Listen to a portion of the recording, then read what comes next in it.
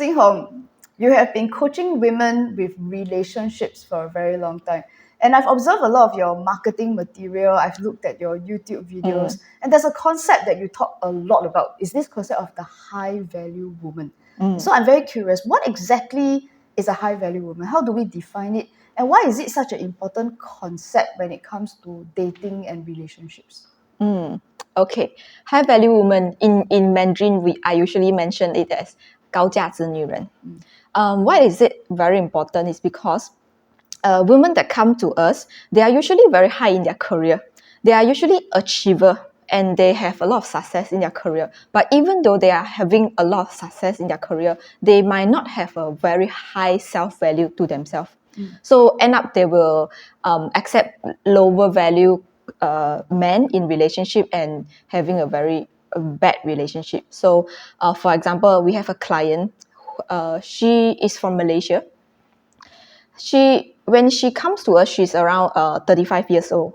But even though that she is an entrepreneur and she has 3 clinics in Malaysia, like it's quite I can say She's an accomplished woman. Yeah, in her age. Yeah. But what we don't know is that she had a lot of like bad relationship before. She has been cheated. She has been like verbally abused by her ex-boyfriend, and she even gotten depression because of her ex relationship. And why? It's because she has a lot of success in her career, but she don't have really self-value to herself, like her high self-value. She don't actually appreciate herself. Like the success in career is like a mask to hide behind all the 内心的不安全感. So internally she feels insecure. Insecure. Yes. And what you say is very interesting because you're describing a woman who actually is high value in a material sense. So when it comes to money and career education, the value is already there. Yeah. So in fact, what you're referring to is a high self-value and not a high material value. That's what I'm hearing correctly. Yep. Okay, so to follow on that, right, it's like in society we tend to think of these successful women as being a kind of picky, right? It's like that's what the media, or that's what in popular culture people are saying. Oh, you're too educated, you're too rich, you're too successful, and therefore the idea being that when they go on a date, it's easy to sort of look at the man and compare to feel that you are not as successful as me. So in all your years of coaching women, like what's the truth here? Is it that women are too picky, or is it that it's difficult to find quality men? Where's the truth here? I think from my observation, I don't think that women are really picky. They are just being affected by their past experience about relationship, their knowledge about relationship. And for all the clients that we coach, they might look like they are very smart. This is like some astrology thing. Maybe we can discuss later. Yeah, of course. Yeah. But when it comes to work and relationship, they might have 2 different personality, and they are like totally 2 different person. They might have like very clear direction where they want to go in their career, but in relationship they have no idea, and they might be actually a kind of like a blur and a kind of easily being so clueless, basically. Right? And they can actually be very easily cheated by those kind of like low commitment men.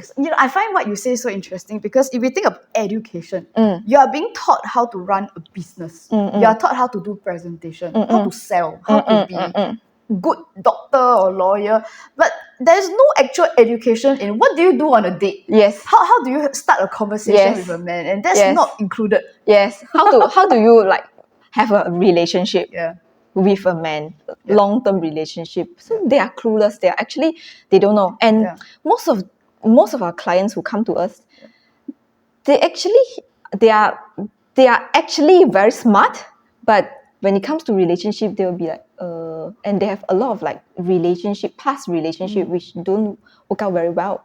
It's because they really don't know how to. And what you say here, that the relationships don't work out well, is it that both parties have behaviors that are not workable in the long run?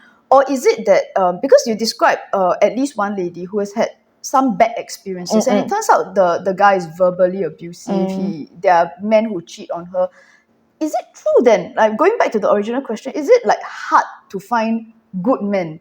And by that, I mean, I suppose my definition would be at least people who are like, sort of like decent beings who are genuinely looking for a relationship. Is it hard? What is your experience with your coaches? Is it hard to find a quality man? I think quality men are around. It's just that we don't have the right filter. We don't have the right system to filter out who is right and who is wrong. Because to normal women, they will think that, oh, the guy who can talk very well with me is a good guy.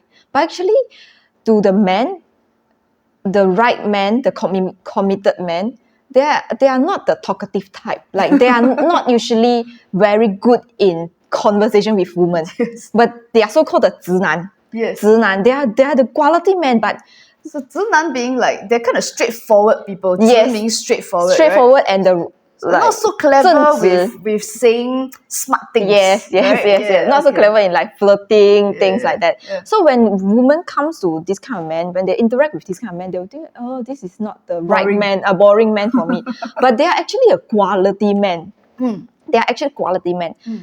And so when they meet someone like the bad guys who are actually more better interactive with a woman, they will think that, oh, this is the right man for me because he fulfills every emotional needs for me. This is like one of the reasons why people cannot find quality men. Quality men exists. It's just that we don't have the clear definition how to find them. And the next thing is why people can't find a right man, right person. There are a lot to comes to their psychological issue. Yes. Their what is inside, like what are the obstacles that is stopping them. So also a lot of our clients, they had they come from some like bad family. So because their parents might not have very blissful relationship, like not stable, and they have witnessed it, and it might leave some trauma inside of them. So what you're describing is that psychologically, what normalizes for them? Is that what you're saying? Yes, that it's correct. normal to say nasty things to each other Yes. because they observed it in Yes. their parents for decades. Yes, Okay. correct. I see. Or they might like lost their fathers in their early age. So in their life, they have never There's no role model. No role model, that. no interaction with men. Their surrounding is all women, and maybe mother being too protective, like you cannot go out, you cannot have your gang, you cannot really social with others, and they are like, my world is so small, so I don't know what is outside. So it's an exposure issue. Yes, so they only know just that few people, Yes. and those few people form the worldview. And when they grow up, they go out to their work, they meet a lot of people, but inside of them they are like scared because mother have like tell me this is bad word, this is bad person, so I'm very careful of scared. men. Yes, correct. So they Okay. they can't open up. Okay. So actually, you mentioned a few things that we can actually address. Okay, so one, you mentioned that women are not always able to recognize. So you put a man in front of them, and they are looking for certain superficial characteristics, which give them an idea that is the right guy. So Yes. that's something that we can talk Wrong about. expectation. The expectation does not lead them to the outcome Yes, that correct. they are looking for. So that's one topic we can explore further. And you also mentioned about the family background, which definitely we can flesh out in a while. But so with regard to the fact that women are looking for, in some cases, due to inexperience, they're looking at trivial and superficial characteristics. How much does the media play in that? Because we watch movies, especially you watch romantic comedies. The men are a very specific pattern, if you know what I mean. It's the glib guy. He has a certain look about him. There are some characteristics, like certain hobbies or activities that they do. And as you mentioned, actually, lots of good family husband material type guys, they kind of don't really fit into that mold. And how much do you think media, and I think my question goes a bit deeper. It's not just, oh, I saw this on movie and then I just want to replicate it, but rather, is there a sense of social approval? Right? Because if my boyfriend is just like the guy that we see in movies, when I introduce him to my friends, to my mother, the assumption is that, oh, okay, you got yourself a good man because of the reflection. So it's not so much that they want to match the movie, but they wanted other people to approve of that man. And therefore, if you pick like kind of like a boring, not particularly good-looking guy, then the fear is that what if my friends and family just don't think he's a good choice? Do you observe that this is the case? Yes, of course. Yes, Yeah. of course. And I think women nowadays, like my age, our generation, I will consider ourselves as like modern women. We are the women that go out to work and we want high achievement in our work. But when we refer to relationship, we refer to the generation above us, before us. And if we refer to back to our generation before us, like our parents or even before, they will measure a successful woman as 一个女人嫁得好，等于这个女人很幸福。Like So your success is measured by how well did you marry? Yes. Okay, can you define for me what is well? Yes, and what is well? Yeah. What is well to the generation before us Yes. is a wealthy, rich man. Yeah. He can provide. You don't have to work. You can sit at home. You can do nothing.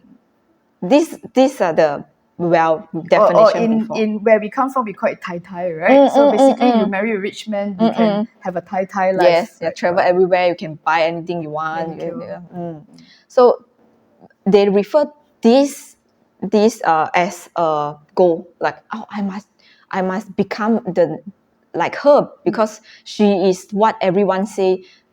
嫁得好, she 嫁得好. Married well, Yes, yeah. yes. Even our parents, like mothers, will always tell our daughters that, 你看, don't choose someone like your dad. Especially if your father was not like a rich man.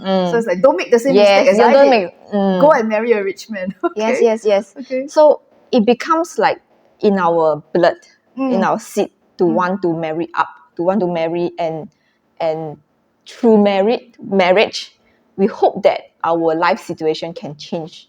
We hope that I can suddenly one night I can become another person, like up one level into to improve their lives in that sense. Okay, Yes. so now that I hear that it is still pretty much an Asian thing. Yes. That the generation above has had their influence in some of the criteria that women are looking for. Now, in your experience, because your coaches are I would assume they're between the age of like in their 20s to their 40s. Yeah, 40s, yes. I would assume that they're in the category, right?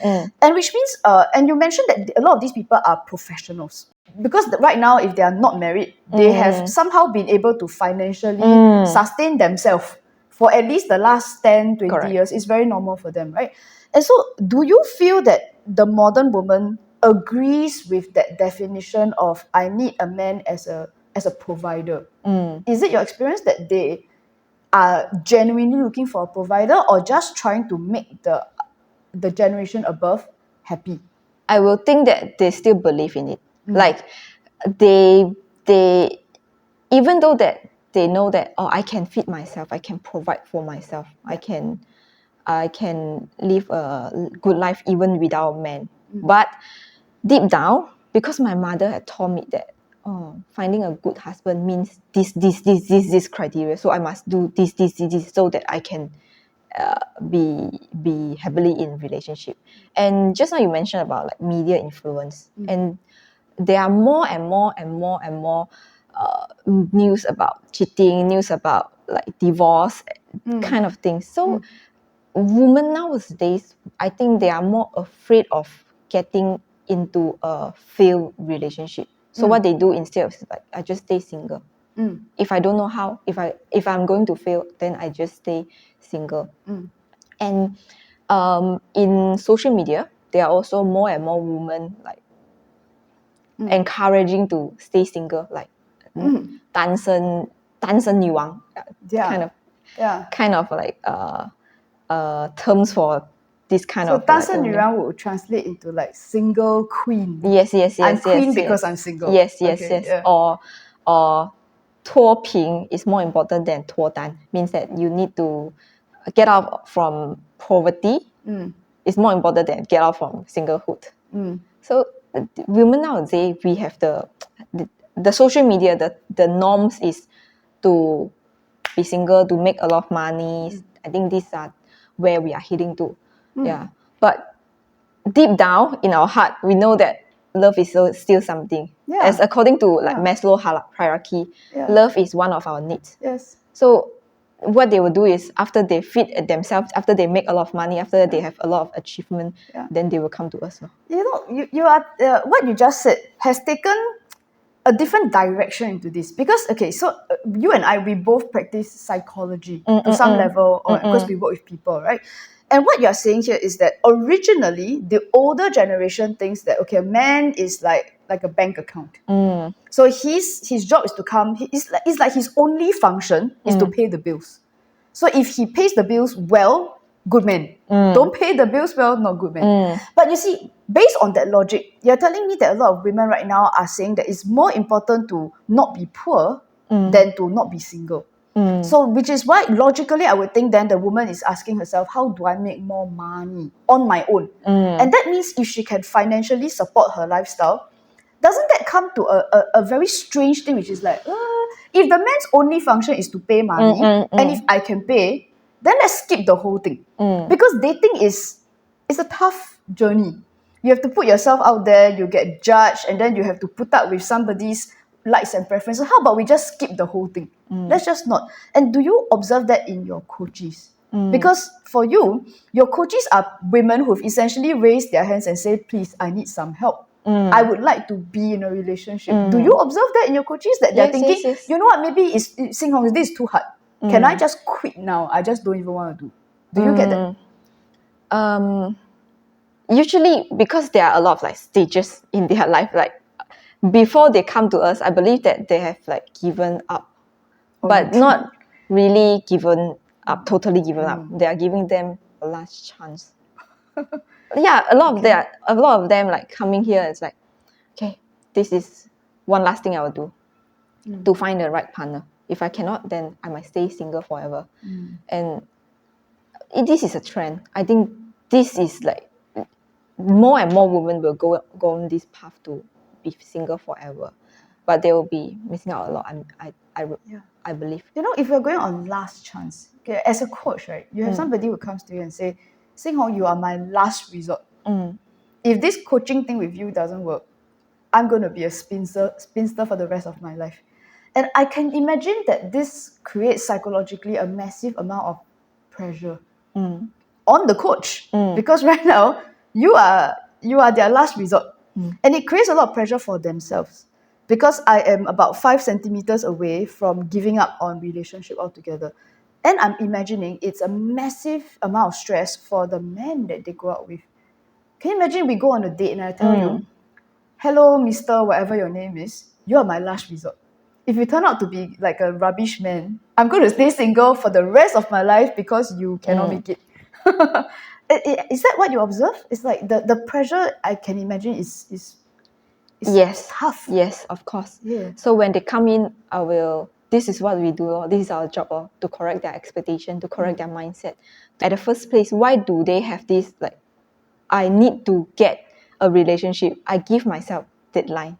So then where does the deadline come from? The deadline also comes from society, from my parents, right? Yeah. Women after 30s, you have no value anymore. Or in China, they call 剩女, right? 对， 大龄剩女, woman. 大龄剩女. Yeah. So first, women might be very anxious if they have like reached certain age. Right. But because we have like helped a lot of women who are in their 40s or even reaching 50s to get into a relationship. Yes. So by all the case study, by all the stories, real stories they see, they heard, they find, oh, okay, actually I don't have to rush. I can actually take my time. Like, relationship is not something that have like deadline by when I need to get into a relationship. If not, I'm like dead. I'm like fail. No, we help them to reprogram all the wrong mindset or the wrong program before. So when this is all part of like what I call high value woman. When you are not rushing, you can actually take your time and pick the right one, the most suitable for you. But not like, oh, I need to settle down. So I just this is absolutely the case. My husband has an aunt who got married at, I think she was close to 60 when she got married for the very first time. And of all people, she married an Italian man. And I've seen them, they're very cute. They're just two short people walking around in the park, right? And it's lovely to see. They're too old to have children, of course. But their retirement is a beautiful retirement. The companionship is, they cook Italian pasta. It's a great relationship. So in case the viewers are like, listening, Xin Hong has just said there is no deadline. No deadline. There's no deadline. You just never know where you will find love. Yes. That's interesting. What I always say is 永远都来得及. Yeah. It's always okay if your love might come later in your life. Maybe you have other area to work on first. Maybe your career, yourself, your family, or other issue. Work on them first. Then. But on the opposite end, have you had coaches who, because of that perceived deadline, decided to settle for somebody that they didn't love or did not genuinely meet their requirements? Have you observed such cases happening? Of course, if they are in our coaching program, I won't make it allow. I won't allow it to happen. Okay. I won't allow it to happen. But yes, I believe so. That's why there are a lot of people divorced after having kids. Because they settle down, because they are like rushing due to some deadline. But later on they realize that this is actually not what I want. So I have a pertinent question for you, right? If a man is no longer just a convenient bank account, he's not just there to pay the bills, what then would you say, because we're a different generation from our parents, right? What's the function of a man then? Why does a woman need to have men in her life? What's your opinion on this? Okay, it's very interesting. I can share the story of the woman, the lady I met. I shared in the beginning. Yes. So I actually just meet up with her. Yes. Yesterday. Yeah. I just meet up with her yesterday to catch up with her. And how is she doing in her relationship? She got married already. She got married. My God. Yeah. Okay. Through our program, she already find the right one. How long was she with your program? She was in our program, I think 2 years before. She joined us 2 years before. Then after 6 months, she find the one. And after a year, they got married. In 6 months, she found... So within a space of 2 years, yes, although she was in the program, but from being a cynical, I'm about to give up, and now she's married. Yes. Excellent. So now she's married, and she got married. They got married this year, at the beginning of the year. So I just met up with her. I was very curious because during her selection phase, she had 3 different kind of men, 3 candidates, which are all quite good quality. Yes. 3 different candidates. Yeah. The first one is a good-looking guy. Is an auditor. Yeah. So she is actually quite okay with these three guys. And after filter our filter system, they are actually okay guy. Yeah. The first one is an auditor, and he's a good-looking guy. Second one is a very high VP in banking. Wow. In a bank, VP, vice president in a bank. Very successful man. Okay. And the third one is her husband, a normal guy. Works in a... We're not assuming that the first 2 are not normal, right? No, they are normal. I mean, like, as compared to the first 2 and 1 and 2. He's a more average background, guy. average. Yeah, because the other 2 would be considered as above average, at least when it comes to the financial, the material conditions. Okay. So the third guy is work in a software IT something lah. So he is actually okay, very good man as well. So she has three different dates, 3 candidates. Yeah. So during that time, I remember very clearly she's like comparing between these 3 guys. Which one is the right one? Because 3 is like taking very initiative to go after her. Yeah. So I just met up with her. Then she explained to me like her process. Yeah. So first one, she very clear cut. She knows that this is not the right one. First auditor. It's because even though he is a good looking guy, but he don't have like really good self-confidence. So even though he work with family, so I think family background is good. I see. Yeah, so work in family company and good background, but he doesn't show a very good positive self value to himself. see. Okay. That's so interesting, right? Because then you have women who are successful in their career, good-looking women, and they don't yeah. think highly of themselves. It seems that not only women have that problem. Yes. Men have it Men too. has it too. Okay. Okay. Number two. So she said, the first one, it's very clear that not the type that Okay, so she will like it. eliminate. Yes. Yeah. Then the second one. Second, the entrepreneur. The entrepreneur actually is not like entrepreneur, but quite high in his career. And actually, at first when she come to us, she really want to find someone who can lead her in a way that she can be better in her career. Like she is an entrepreneur, so she hopes that by dating someone higher than her, she can learn something. She can learn, and this is like very common standard. But it sounds like she has some mix up between looking for a husband and looking for a business coach. Yes, correct. Correct. That's what I told It's like her. marrying your business coach, yes. you know? So I was like, if you need a business coach, why not you just go to a business coach? Okay. But she has like some limitation on her mind. Yeah. So she quite okay with this guy. And the third guy, she's like quite average, not so impressive. So why between these two guys she chose the second one, the normal average guy instead of the first one? Is because she realized that this is not what she wants. She want to build a family. She actually hoped that she can have kids and family, and she to her life, that she can work, she can make money, and she admit that she will not be at home all the time. Like she is not a home person, and she wish to build a family. That's why she want a more family guy, and so she go with the third one. And why do I share her stories? Because recently after her situation, she actually got back into like depression. She actually got back Even after she chose this guy. recently because of her career, like things in her work.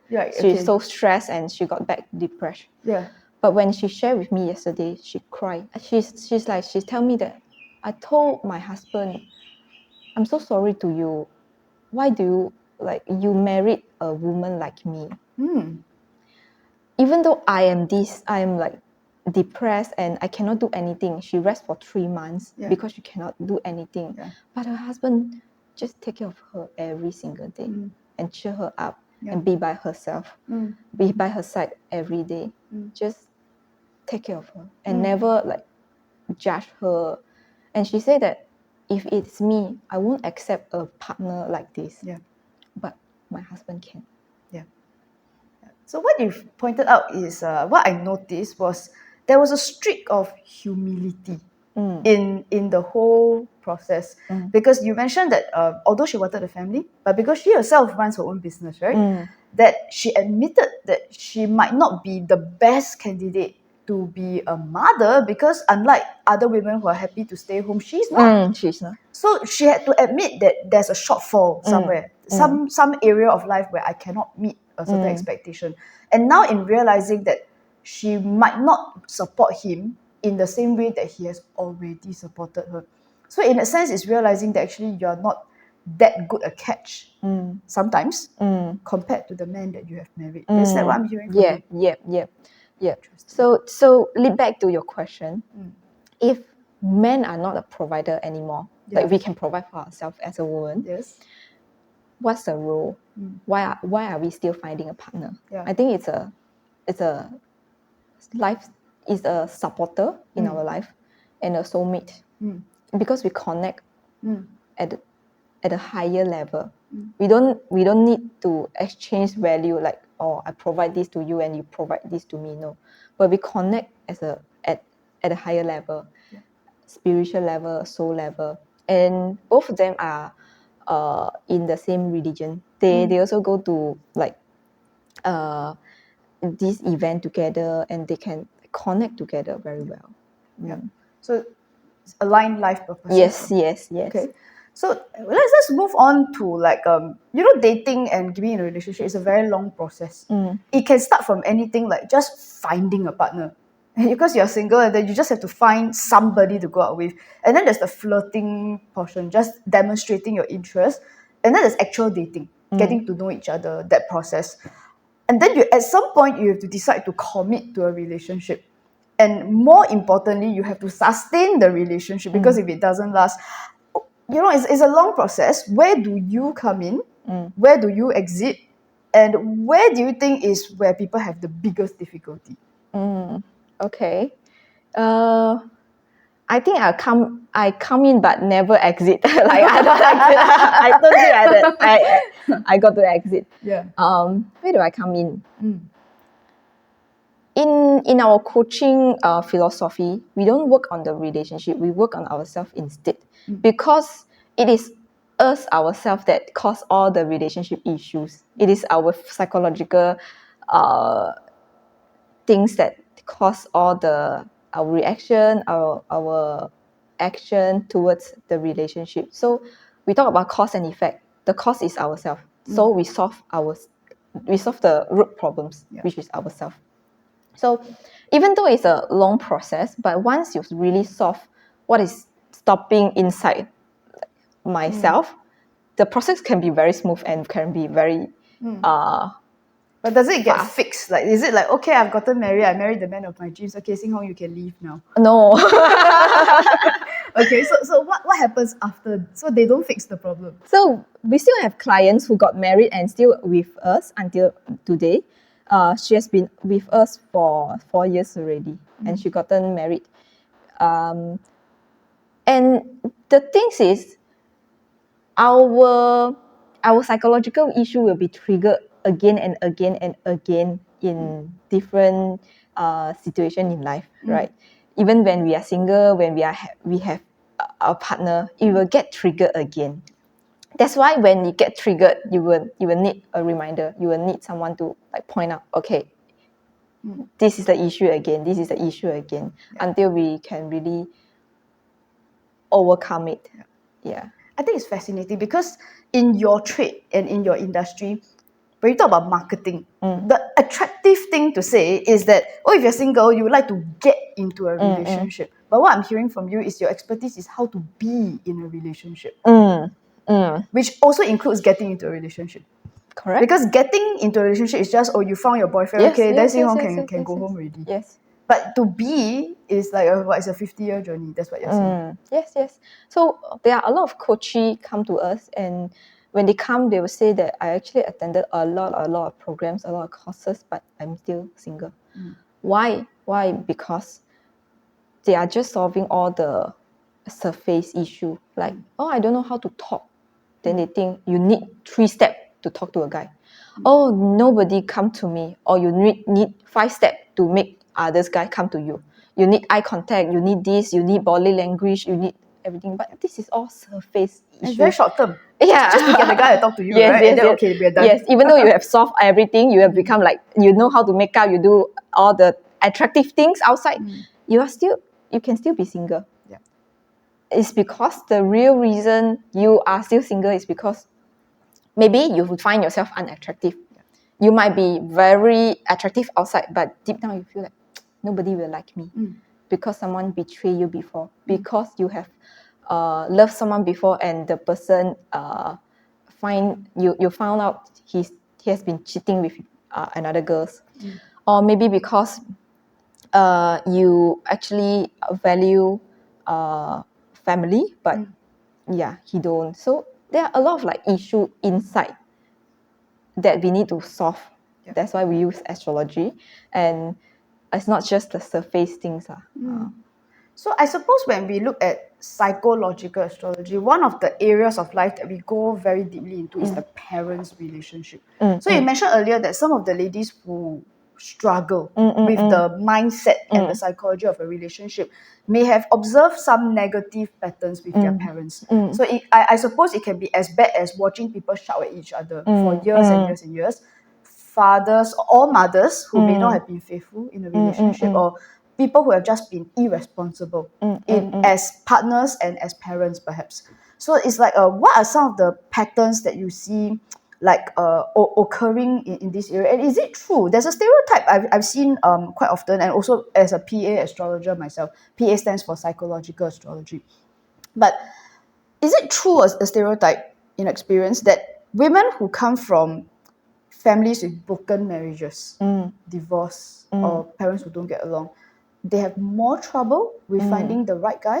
And is it true that people who come from well-balanced families can easily get into a relationship? What's your observation? Me myself come from a broken family, so I witnessed my family, my parents, not being very good to each other, but I still grew up. Were your parents divorced? Yeah. Okay. Yes, but still today I have a healthy relationship myself. Of course, the process I need to go through a lot of like letting go of the past, learning how to work out as a partner together. But does our parents' relationship affect us? I think yes, to certain extent. I have witnessed like people from good family background and bad family background, their struggles. So some of our clients who really have like very good family, but their problem is my parents, they got to know each other since maybe secondary school, and they are each other first love until today. Yeah. And so I want to be like them. So, but that's my parents. They met in secondary school. Yeah. They met in secondary school. They never dated. And then they got married, and they're still married today. Very happy with each other. And then their expectation become, I want to be like them. Yeah. I want to be like them. But this is really rare. This is very rare. This is really rare. I found that out when I was very upset when I found out when I was in secondary school and I didn't find my soulmate. I was very upset. Yes. So they might be single until 30. One of my clients, single until 30, never dated, because I want to be like my parents. Jackpot the first time. Yes. So the expectation is not really realistic. Yeah. There are also cases like parents are not as good like mine. So end up they have a lot of like trauma to relationship. They don't trust in love. They don't trust that relationship can work out. They don't trust to have men in their life. Did you experience the same thing? Because then if your parents couldn't find a way to be civil sometimes with each other, right? Did you find that it affected your trust in the concept of relationships? Yes. So when I got together with my husband, Alan, I actually didn't want to be in a relationship. I actually don't think that there will be any marriage that will work out forever. Yep. I never believe in it. Yep. But until I saw Alan's parents, until I saw a real example. Role model. Yes, a role model. Like, wow. They have been married since 30 plus years, and they are still very happily in love. I mean, like, they are still together, and they have like been together for since the beginning to now. And even though the 过程, they have a lot of like challenges. The process, they have a lot of challenges. They also have 3 kids. They also like been through some. They start a business, but they have a lot of challenges. But financial difficulties. Yes, financial failures, right? Yes, but they are still together until today, and they appreciate, they love each other. They have mutual respect. So until I saw the role model, the real example, then only I can believe. Relationship can work out. Marriage so this can goes last back to what forever. you said earlier, that a lot of people have a very narrow exposure. So I suppose if you grew up with parents who don't treat each other well, Yes. and if your aunties and uncles don't treat each other well, it just looks like the whole world has got crappy marriages. And therefore, why should you believe that there's such a thing until you actually see that it's real, that it can be done? I see, that's interesting. So which means that, you see, the stereotype here is that we think that the relationship between parents' relationship and our relationship means that if they are suck, then mine is gonna suck. You know what I mean? That's the simplistic way of looking at this. But what you're telling me here is that it's not so much a direct relationship of whether it will be good or bad. So you can be from divorced parents and still have a great marriage. So that part doesn't make sense, right? But what you are telling me is that it affects the mindset. That because your parents' marriage didn't work out in the conventional manner, you did not believe that a marriage could work out. And is that the same pattern that you observe in your coaches as well? Yes. I think that we humans are very we choose to believe what we want to believe, and our belief will become our reality. So for example, if someone have like bad experience in starting a business, then they will think that business won't work out, like you cannot start a business, you must be an employee. This is the safest. I tried once and I failed. Yes. That means it will never work. Yes. Yeah. So what I always tell our clients is, love is actually not the problems, but humans are. Because humans are complicated. We are complicated. Yeah. I am complicated and my partner is complicated. Yeah. Because we have been brought up from different background, we have been taught different things. Our experience are different. So when we see something, our interpretation will be different. That's why it creates a lot of conflict in relationship when it comes to two person.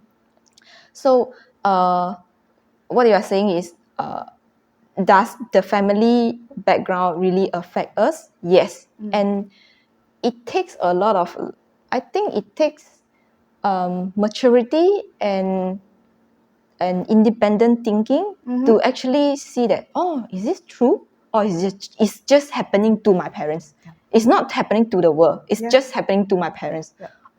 So it's not true. It's like people can work out, this one cannot work out, this one can work out. What's the reason? What's the causes? Look at the facts. So you're referring to what is commonly known as an inquiring mind, to challenge the assumption, to ask if this is what causes it, rather than to say that, well, this is the case and therefore we copy and paste to every... Yes, correct. Okay, I got that. Yeah. Okay. That's pretty good. Look at the facts. yes, and which is why, of course, if I want to sort of promote what I do, is that the tool that we use is what we use to apply, so that we can differentiate a personal experience from the facts. Yes, because it's not the same thing.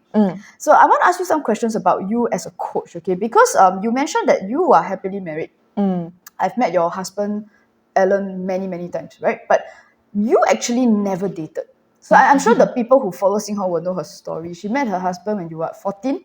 15. 15, okay. So, that was a long time ago, right? So you met and you never I'm like your parents. Exactly, right? My parents met when they were 17, so it's different. You were a bit younger. But you never actually dated because you never went through what your coaches are going through. Having to scroll Tinder, dress up, go and meet a guy, and hope he likes you.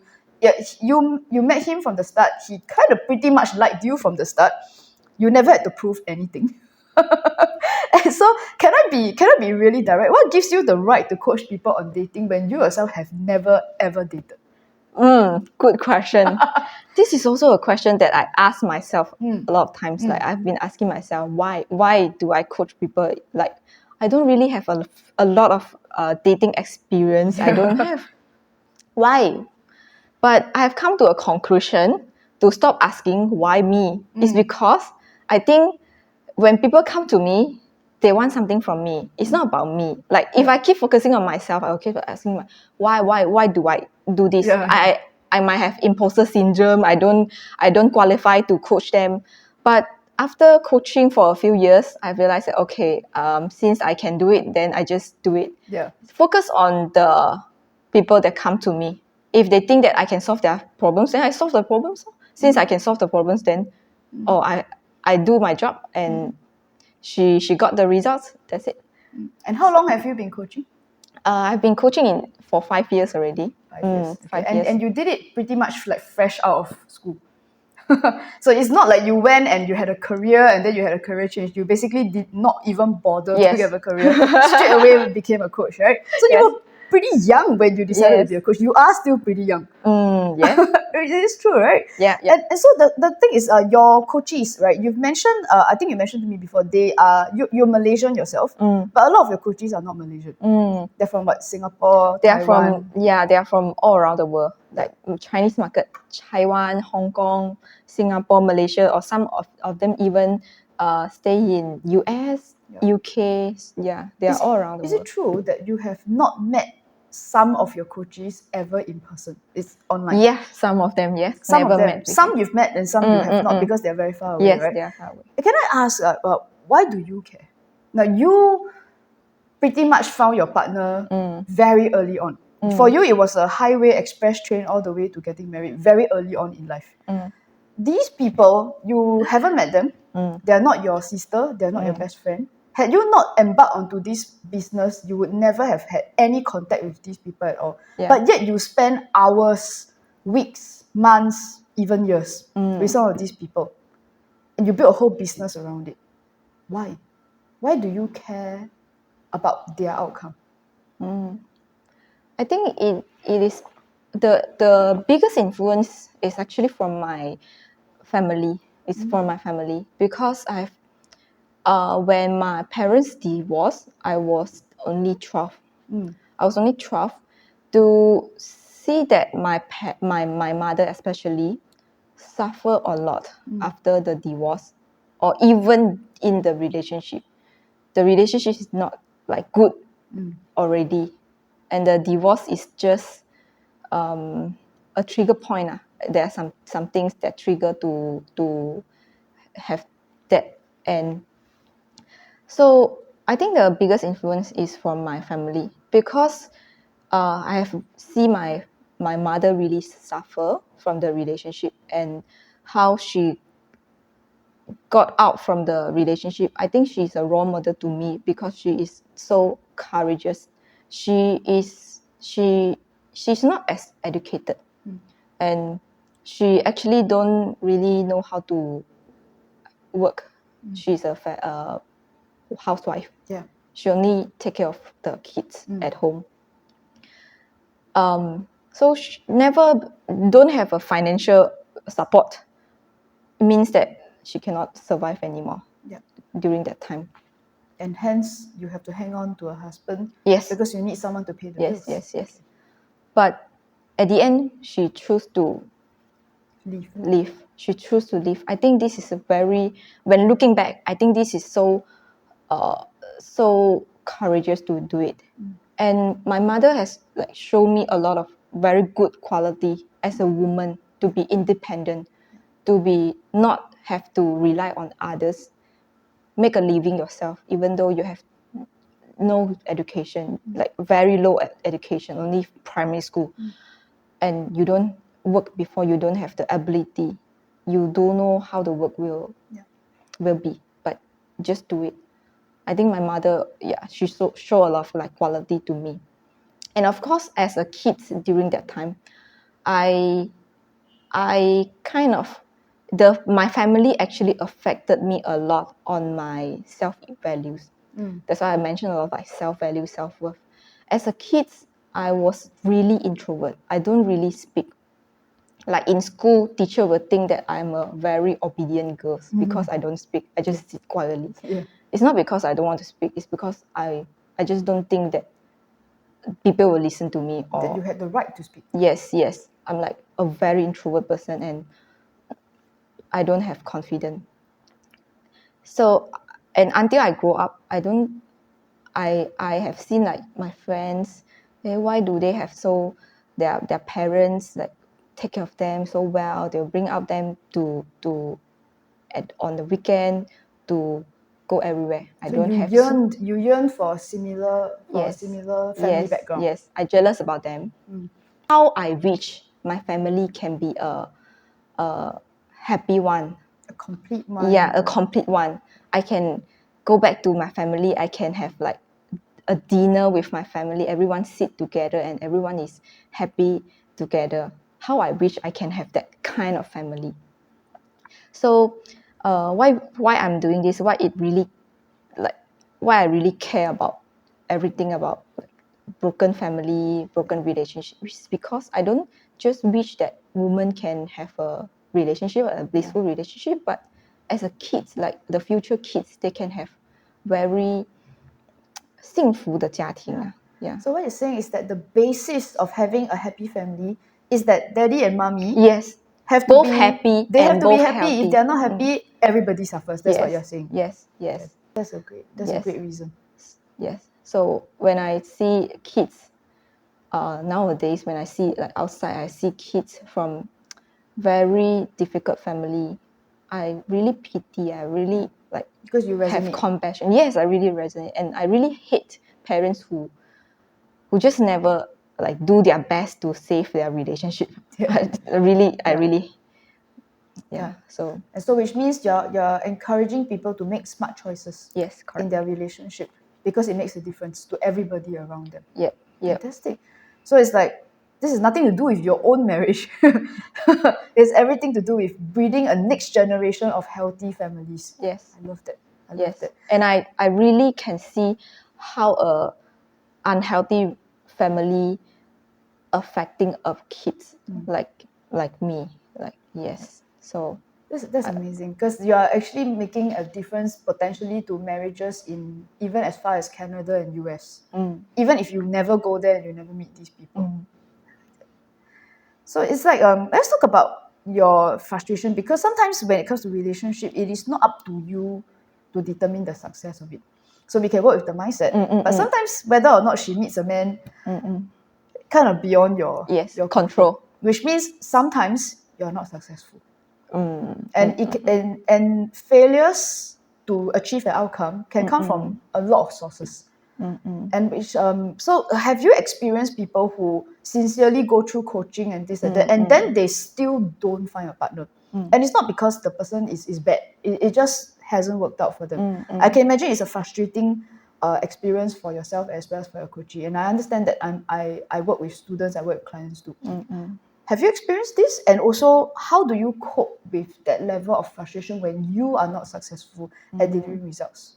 First of all, I don't think that anyone really fail. Like even you are still single, it doesn't mean that you are a failure. You are just not. I think 时机未到. It's just timing. It's just the timing. So I've never seen anyone like fail before. I never like define anyone as a failure because you didn't get a boyfriend in certain time frame. You are not failure. It's just not yet. Just timing. Because I always tell my clients, if you know the goal is there, if you really walk every single day, you walk towards the direction to your goal. It's just about the timing. 你是早到还是迟到而已. If you really don't give up, you will reach it. So that's assuming that they are still trying. Yes. But I'm talking about when they quit. Okay. Out of frustration, I've given up. This is too hard. And they walk away. They said, I am terminating the coaching agreement. I do not want to continue. I've given up. Has that occurred before? Yes, I remember there's one case, but this is quite early in my career. It's quite early. So the coachee just quit after 3 months.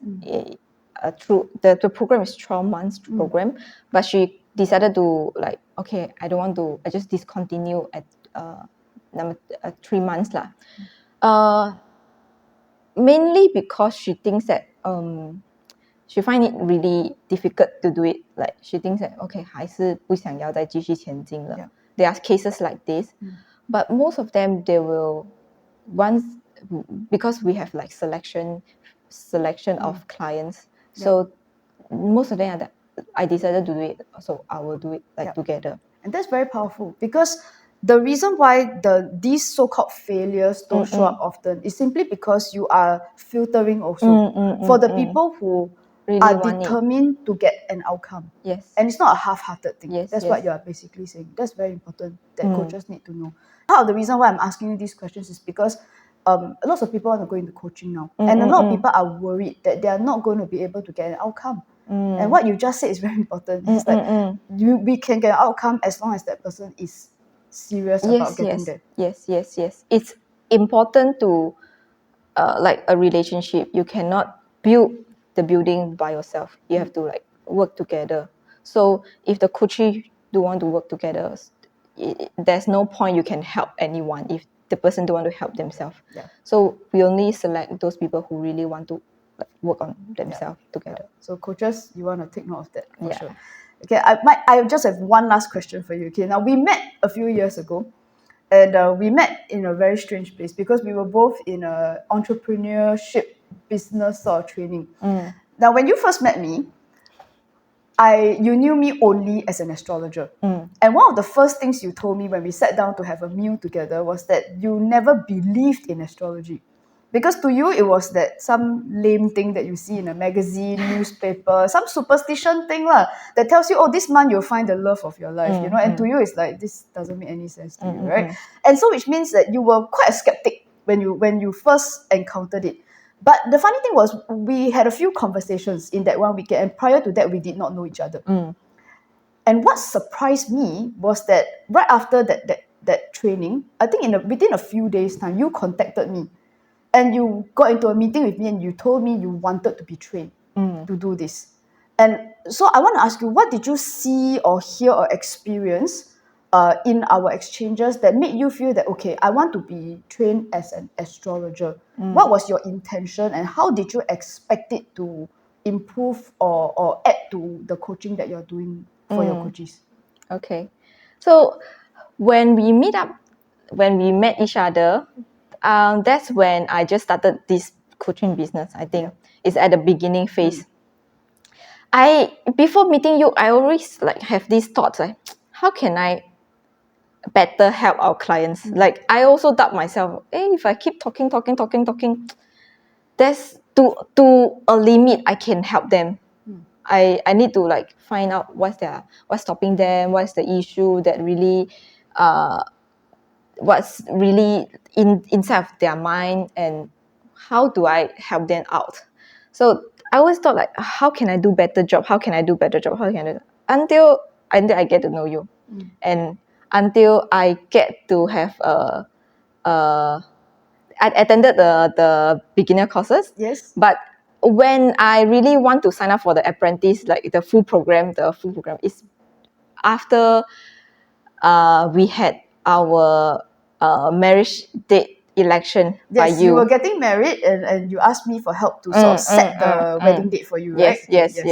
Yeah. It's after that consultation, I've decided, okay, this is the thing that I need to get on. I need to really work on. So what did you see or hear experience that made you feel that, okay, this is it? Oh, simple. You never know about me. You never know about my parents, my family background. But you only have my birth details, my birthday, my time, and where I was born. But you can tell my story. Like you can point out my issue, my problems, and that surprised me. It's like, wow, this is to me very effective, like efficient.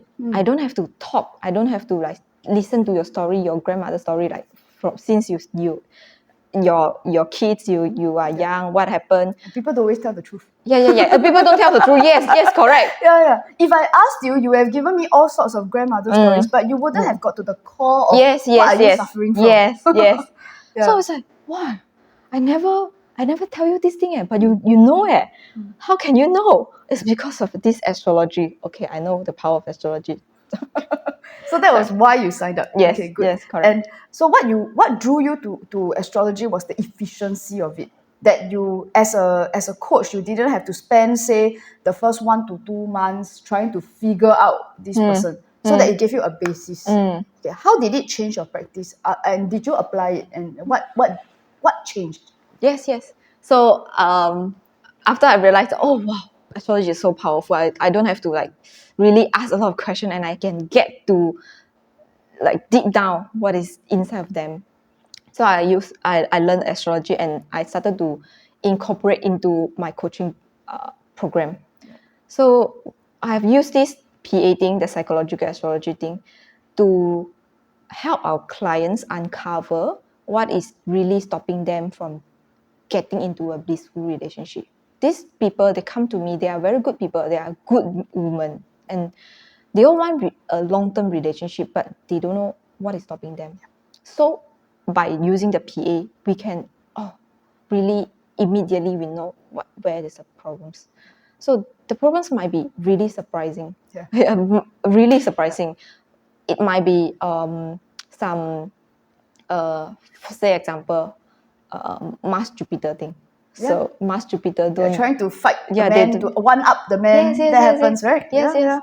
There might be, I have a lot of like friends. I'm very good with male friends. I have a lot of 兄弟. They say, everyone treat me as a 兄弟, but never treat me as like a yo bro, right? woman. but never like, oh, you know, she's pretty, she's attractive. It's a mindset thing, right? Yes. Yeah. So what's the issue? The issue is because you have always like being a man to them. You're not like, feminine. Yeah, you're not feminine, or you try to like fight with them. You want to be better than them because since young you have been like comparing with men, like 男人比你好啦，哥哥比你好，弟弟比你好，这个比你好，那个比你好。So you inside of you like not balanced. Actually, you want to fight back. So it's effective in the sense that we don't waste time dealing with the surface issues and we go straight to the root cause. Yes. We don't waste time. How do they find you if they want to find out more about you? Oh, for sure they can go to YouTube or IG. They can search my name, Xin Hong. Just look for Xin Hong. XINHONG. Okay. So we're going to make sure that we put those links in the description of the video. This has been a great conversation. Thank you very much, Xin Hong. Thank you, May.